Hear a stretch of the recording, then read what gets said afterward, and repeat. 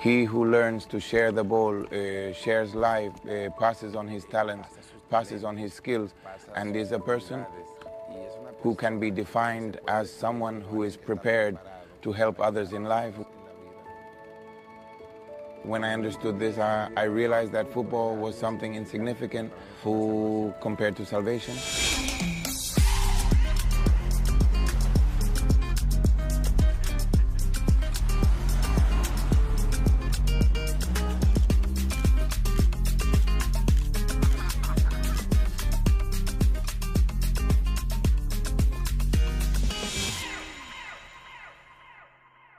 The Adventist Church in the Dominican Republic has grown significantly.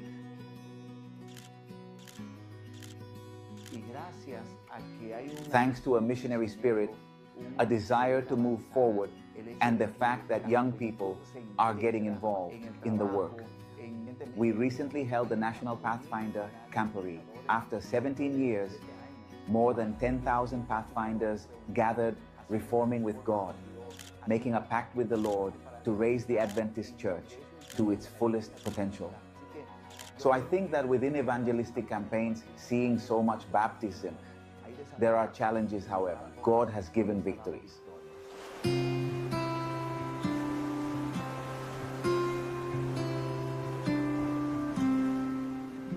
As a child, I always loved sports.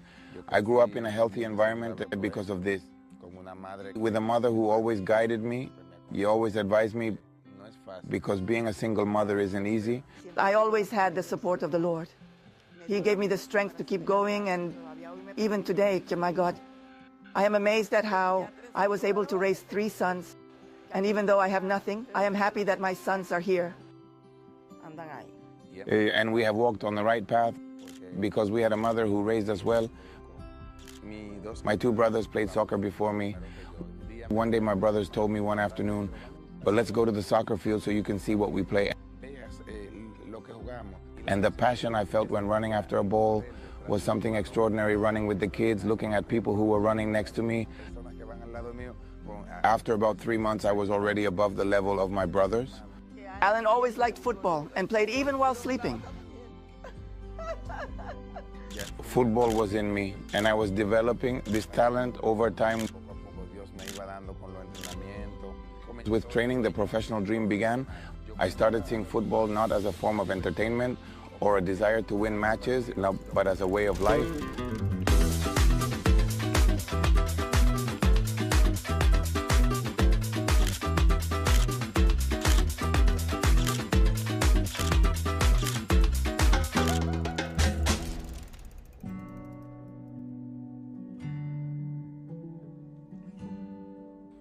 As time went by, I wanted to achieve my dream. I felt like God was supporting me in my dream of the professional league. But there was a drastic change when I reached the professional league, and now God begins to call me more consistently. The truth hit me in the heart, and I said, wow, I have to do something because I can't just stick to what I read.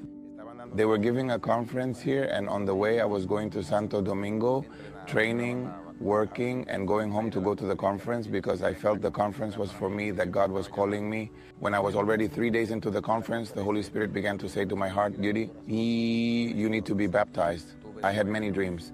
And while sleeping about 12 at midnight, the thought came to me to think of God and ask him, what do you want from me? And when I fell asleep, immediately a deep voice called me, Alan. A voice that shook me inside, that gave me chills, but that made me feel safe. Then I woke up and got stuck and realized God was calling me. And I said, today I'm going to be baptized. The auditorium was empty, but the neighbors decided to fill it with buckets of water. I was able to get down. Pastor Julio Cruz baptized me. After I was baptized, I went to bed. Now the sky was starry because it suddenly clouded over and a rain fell, like God confirming that baptism. And then the sky crashed again. The Holy Spirit began to say, this was sin, what you used to do. Tears were coming out of my eyes, and I didn't know what I was crying about, but I was listening to that voice that was already scolding me for things that I should not do. And the next day I started to be different.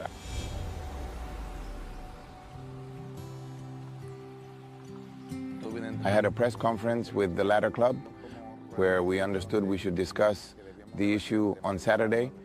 And we got the schedule for next year, all the games on Saturday. And the team owner, Alan, if you can't play on Saturday, then we won't be able to count on you. They closed many doors on me. It was very difficult, really. Friends who offered me money to return to the league to play. I wasn't willing to do that because I had entered the church out of love. Now Alan is looking for a job, trying to find one. I was an interim because I had a passion for the classroom, a devotion to teaching. One day the ball fell on my foot, and when it fell on my foot, I stopped it. And when I stopped it, I started to control the ball. And then I hit the ball up really hard. The ball becomes smaller because it already reaches a height. And the children were surprised. They wanted me to teach them that. And I would come to them in the afternoon and I would show them how to do that with the ball. And I thought there were 5 who were going to go or 3 who were there. And 80 appeared. And of those 80, I'm going to give them practice in everything. And I put them all with the ball, some standing, waiting, because it was only one ball.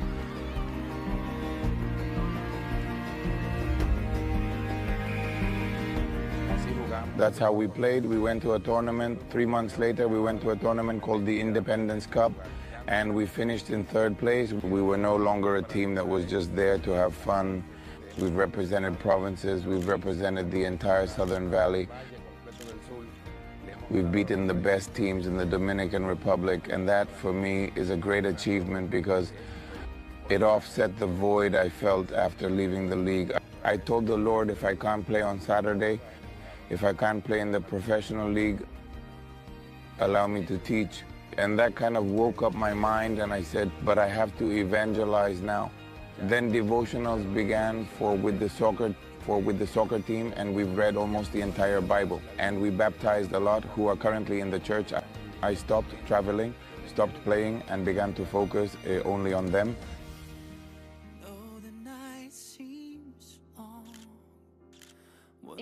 What I asked God for a consecrated man who could sing.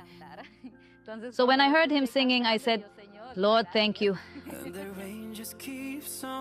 Alan is a very passionate person about what he does, loving his family, and instructing his children in the church. He is a very active person, very committed to missionary work. Even though everything seems difficult at times, but he remains constant, he continues to insist. More than my coach, he has been like a father that I practically don't have. If it weren't for him, I don't think I'd be in such a good place right now. I can say that football was something that came to save me. I was a girl who always ended up stuck in my house. So when I got into football, I had already developed better, and I wanted to see him as a father. I want to have the same mindset as him. I want to be baptized because he motivates us to keep going. The truth is that this club is like a family.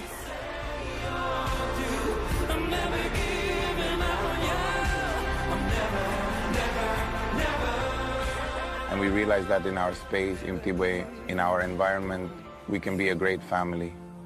I understood that God had called me to something bigger than I imagined. Hope is on the way. We are Oh Hope.